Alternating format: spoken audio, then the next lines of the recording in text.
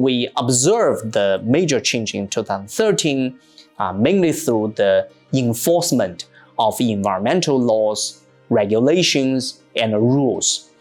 Before then, although China had a very complete system of environmental protection, but the implementation and the enforcement was poor. Since 2013, and through better enforcement, China has completely changed the landscape of environmental policy. This is the major change for total environment for climate change.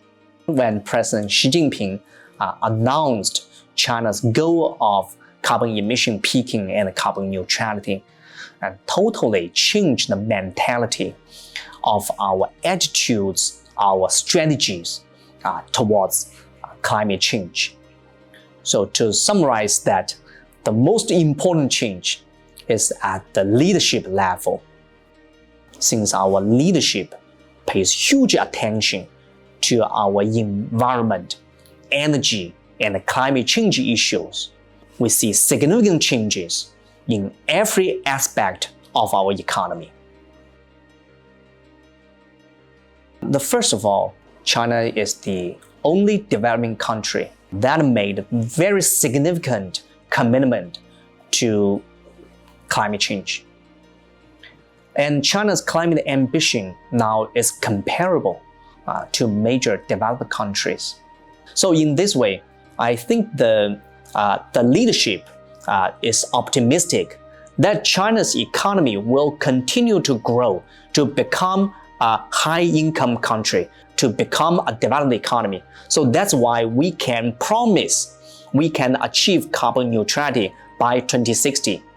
Because achieve carbon neutrality is through further economic development. It's not through the contraction of the economy. The second, we are confident that we will come up with the technologies and the innovation to achieve that ambitious target.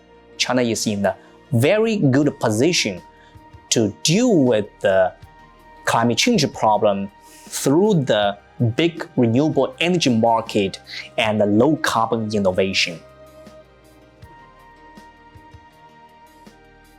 The major challenge lies on the implementation level. These local governments, their main priority is still how can we improve the welfare of our province, our prefecture, our county. At the top of that, carbon emission is a constraint. How can we continue to grow our economy with the constraint of carbon emissions? We just completed a planning document for the local industrial parks for their strategy.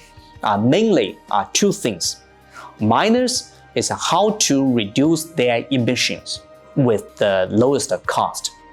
The plus is the opportunity in the low carbon transition.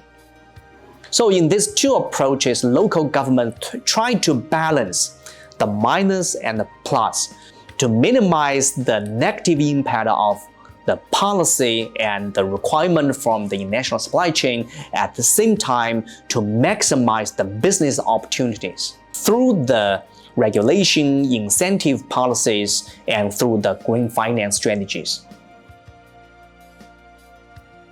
Climate change is a global problem. Global problems need global efforts. China has been working with many other countries to advance our ambitions in dealing with the climate crisis. The second, the world is still facing the challenge of continuous economic growth, in particular for a big country like China. I think this is our top priority to continue to grow our economy. So how can we achieve the balance between economic growth and carbon emission reduction? The suggestion from economists is we can take advantage of market-based climate policy instruments like carbon market, carbon tax.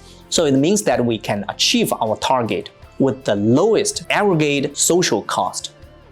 The third approach is that we need to rely on laws, rules.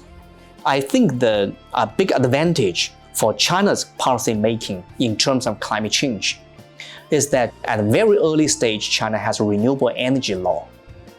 And this is actually provides a long-term commitment to renewable energy. This infuses the confidence to the market.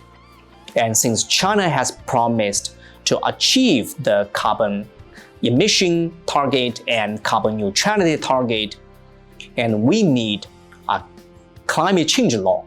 And the climate change law will help us to cement our confidence in low carbon transition.